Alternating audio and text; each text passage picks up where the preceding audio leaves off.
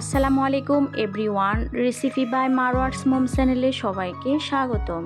দূরে বা কাছে যে যেখান থেকে আমার ভিডিওটি দেখছেন, আশা করি সবাই খুবই ভালো আছেন। আজকে আপনাদের মাঝে আরেকটি দুর্দান্ত স্বাদের ভর্তা নিয়ে হাজির হলাম।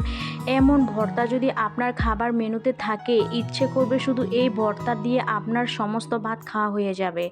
এত মজা এই ভর্তা রেসিপিটা। সবাই ভিডিওটি দেখার শুরুতে ছোট্ট করে একটা লাইক দিয়ে ভিডিওটা ফুল ওয়াচ করে দেখে নেবেন। আর কেউ ভিডিওটি স্কিপ করবেন না, তাহলে বুঝতে পারবেন না যে আমি কিভাবে এত মজা করে একটি ভর্তা বানিয়ে আপনাদের মাঝে হাজির করলাম। প্রথমে আমি কাঁঠালে বিচি নিয়েছি, ওগুলোকে পরিষ্কার করে ভালো করে ধুয়ে নিয়েছি। তারপর এখানে আমি নিয়েছি মুরগি মাংস, পেঁয়াজ, রসুন এবং কাঁচামরিচ, ধনিয়া পাতা। তারপরে আমি একটা কাটিং বোর্ড নিয়েছি। এখন আমি এক এক করে সব উপকরণ কেটে নিব। প্রথমে আমি আগে মুরগির মাংসটাকে ভালো করে ছোট ছোট করে কিউব করে কেটে এটাকে একটা কিমা করে নিব, থেতে নিব, কারণ যেন কাঁঠালের বিচির সাথে মুরগির মাংসগুলো যেন ভালো করে সিদ্ধ হয়ে যায়। দেখতে পাচ্ছেন আমি কিভাবে থেতে করে কিমা করে নিয়েছি মুরগির মাংসের। আপনারা এভাবে করতে চেষ্টা করবেন, তখন আপনাদের ভর্তাটা একেবারে পারফেক্ট মজা হবে। এখন আমি কাঁঠালের বিচির সাথে মুরগির মাংসগুলো নিয়ে নিয়েছি। তারপরে এখন আমি পেঁয়াজকে একেবারে ছোট ছোট করে কুচি কুচি করে নিব।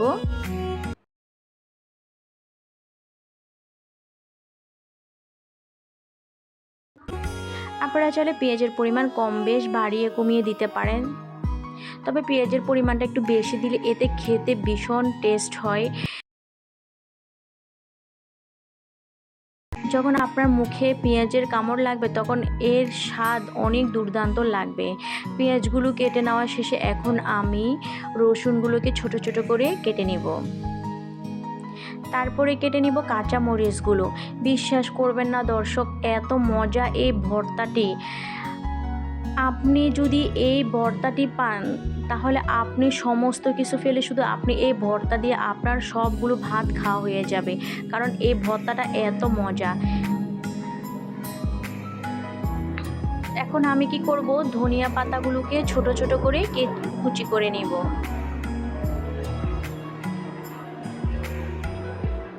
আমার সবগুলো উপকরণ কেটে নেওয়া শেষ। এখন আমি চলে যাব চুলায়। আমি একটা ফ্রাই প্যান বসিয়ে দিয়েছি। এখন আমি দিয়ে দিব কাঁঠালের বিচি এবং মুরগির মাংসগুলো সিদ্ধ হওয়ার জন্য পরিমাণ মতো পানি দিয়ে দিব। তারপরে একটা চামচ দিয়ে একটু নেড়ে চেড়ে দিব। এখন আমি দিয়ে দিব হাফ চামচ পরিমাণ জিরা ধনিয়া গুঁড়া, হাফ চামচ পরিমাণ হলুদের গুঁড়া এবং হাফ চামচ পরিমাণ মরিচের গুঁড়া। আপনারা চাইলে এগুলোকে স্কিপও করতে পারেন, তবে মুরগির মাংসটা অ্যাড করেছি সেজন্য আমি এখানে মশলাপাতিগুলো অবশ্যই অ্যাড করতে হবে। তারপর আমি 1 চামচ পরিমাণ আদা রসুন বাটা দিয়ে দিয়েছি। এখন আমি ঢাকনা দিয়ে ঢেকে দিব। যখন এভাবে বলক আসবে তখন আমি একটু নেড়ে চেড়ে দিব, যাতে মুরগির মাংস এবং কাঁঠালের বিচিগুলো ভালো করে সিদ্ধ হয়ে যায় এবং মশলাগুলো যেন প্রবেশ করতে পারে। দেখতে পাচ্ছেন দর্শক, আমার কাঁঠালের বিচিগুলো প্রায় সিদ্ধ হওয়া শেষ। এখন আমি হাফ চামচ পরিমাণ একটু লবণ দিয়ে দিব। লবণ দিয়ে এগুলোকে একেবারে ভালো করে পানি টেনে নিব, একেবারে শুকিয়ে নিব পানিগুলো। দেখতে পাচ্ছেন পানিগুলো একেবারে শুকিয়ে গিয়েছে। এখন এর মধ্যে আমি 2 চামচ পরিমাণ সরিষার তেল দিয়ে এখন কাঁঠালের বিচি এবং মুরগির মাংসগুলো ভালো করে ভেজে নিব। এভাবে আপনারা যদি ভেজে নেন তাহলে ভর্তাটা কিন্তু খেতে ভীষণ ভালো লাগবে। যারা এই পর্যায়ে আমার ভিডিওটি দেখছেন অথচ লাইক দেননি, প্লিজ একটা লাইক দিয়ে ভিডিওটা ফুল ওয়াচ করে দেখে নেবেন দর্শক। তারপরে আমার মুরগির মাংস এবং কাঁঠালের বিচিগুলো ভেজে নেওয়ার শেষে এখন আমি একটা বাটিতে এগুলোকে তুলে নেব। আর যারা নতুন বন্ধু আমার ভিডিওটি দেখছেন অথচ সাবস্ক্রাইব করেন নাই, প্লিজ আমার চ্যানেলটিতে সাবস্ক্রাইব করে পাশে থেকে যাবেন এবং পাশে বেল আইকনটি ক্লিক করে রাখবেন। এখন আমি ফ্রাই প্যানটা একটু ধুয়ে নিয়েছি। তারপরে আমি 2 চামচ পরিমাণ সরিষার তেল দিয়ে আগে আমি 6টি শুকনো মরিচ ভেজে নিব। মরিচের পরিমাণটা আপনারা কম বেশ বাড়িয়ে কমিয়ে দিতে পারেন, কারণ অনেক সময় বাচ্চারা ভর্তা খায়, ঝালের পরিমাণ যদি একটু বেশি হয় তাহলে বাচ্চারা খেতে পারবে না।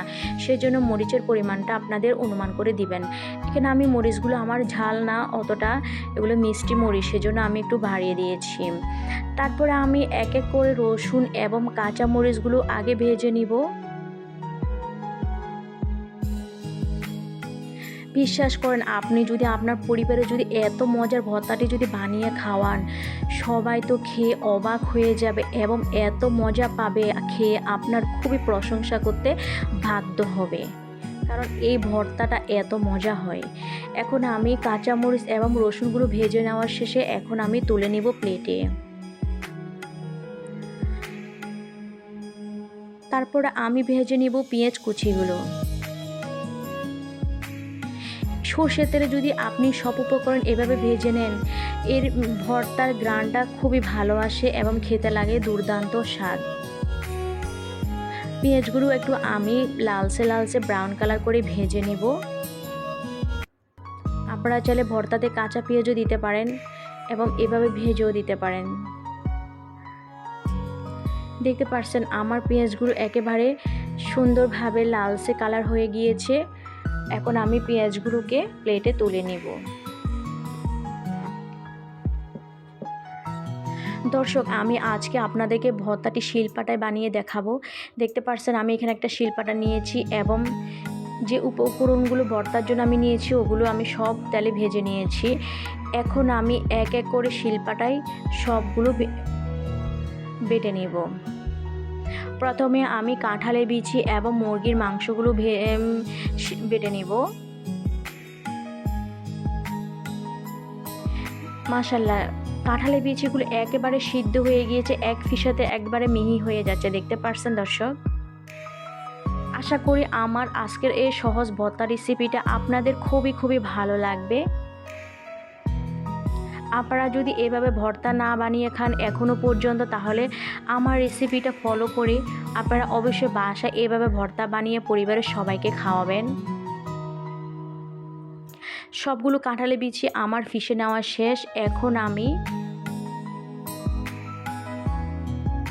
এখন আমি শুকনো মরিচ বেটে নিব। এভরিওয়ান, আমার ভয়েসে যদি কোনো ভুল ত্রুটি হয়ে থাকে প্লিজ সবাই ক্ষমার দৃষ্টিতে দেখবেন। তারপরে আমি রসুন এবং কাঁচা মরিচ ভেজে রাখা এগুলোকে বেটে নিব। আপনারা চাইলে এই ভর্তাটি বাটনাতো এবং ব্লেন্ডার করেও নিতে পারেন, তবে শিলপাটায় ভর্তা বেটে খাওয়ার মজাটাই আলাদা।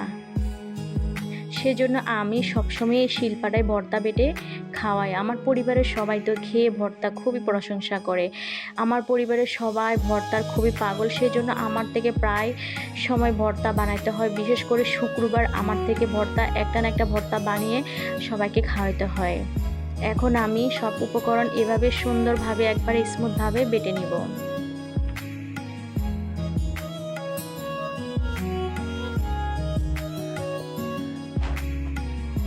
শিলপাটায় ভর্তা বাটা কষ্ট হলেও কিন্তু খেতে ভীষণ মজা। তারপরে আমি ধনিয়া পাতা কুচিগুলো বেটে নিব। ধনিয়া পাতাটা আপনারা ভর্তাতে দিতে অবশ্যই চেষ্টা করবেন, কারণ ভর্তাতে যদি ধনিয়া পাতা না দেন তাহলে এর টেস্ট ভালো হবে না। ধনিয়া পাতা যদি ভর্তাতে দেন তাহলে এর স্বাদ দ্বিগুণ বেড়ে যায়।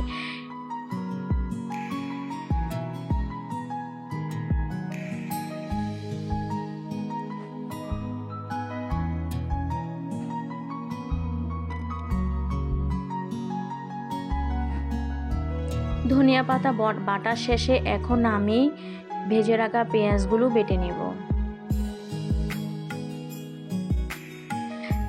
পেঁয়াজটা আমি একেবারে মিহি করব না, একটু আড়া বাটা করে রাখবো, কারণ পেঁয়াজটা আড়া বাটা করে রাখলে খাওয়ার সময় খুবই ভালো লাগে। আমার সব কিছু উপকরণ বেটে নেওয়া শেষ। এখন আমি এগুলোকে আগে প্লেটে নিয়ে নিব। প্লেটে নেওয়ার পর তারপরে এগুলোকে সরষের তেল দিয়ে ভালো করে হাতে মেখে নেব।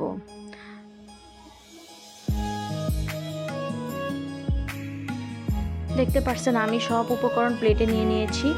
এখন আমি দিয়ে দিব সরিষার তেল 2 চামচ পরিমাণ। এখন সরষের তেল দেওয়ার পর এগুলোকে হাত দিয়ে একেবারে স্মুথভাবে মেখে নিব। ভর্তাটি যত মেখে নেবেন তত আপনার ভর্তার টেস্ট খুবই ভালো আসবে। তারপরে আমি দিয়ে দিব হাফ চামচ পরিমাণ লবণ। লবণটা একটু চেক করে আপনারা অবশ্যই অ্যাড করবেন, কারণ লবণ বেশি হয়ে গেলে খেতে ভালো লাগবে না, সেজন্য লবণটা একটু চেক করে লবণ অবশ্যই অ্যাড করবেন। দেখতে পাচ্ছেন আমি কিভাবে হাত দিয়ে মেখে নিয়েছি ভর্তাগুলো। আশা করি আপনারা খুবই সহজভাবে বুঝে নেবেন। আমার ভর্তা মেখে নেওয়া শেষ। এখন আমি গোল্লা করে নিচ্ছি একটা বড় করে।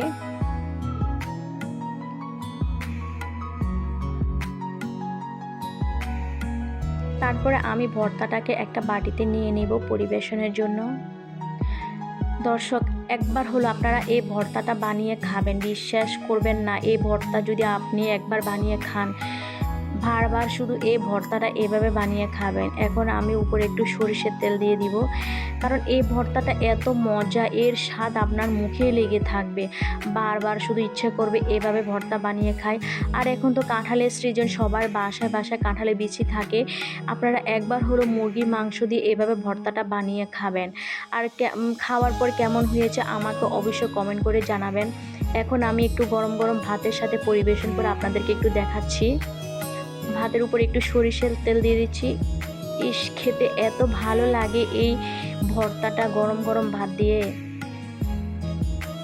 আশা করি আমার আজকের এই চমৎকার ভর্তা রেসিপিটা আপনাদের খুবই ভালো লাগবে।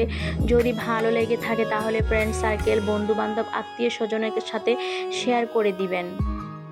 আজকের জন্য আমি এখানে বিদায় নিলাম। সবাই ভালো থাকবেন, সুস্থ থাকবেন। আল্লাহ হাফেজ। আসসালামু আলাইকুম। কেউ খাবার নষ্ট করবেন না, খাবারের শুরুতে বিসমিল্লাহ বলবেন।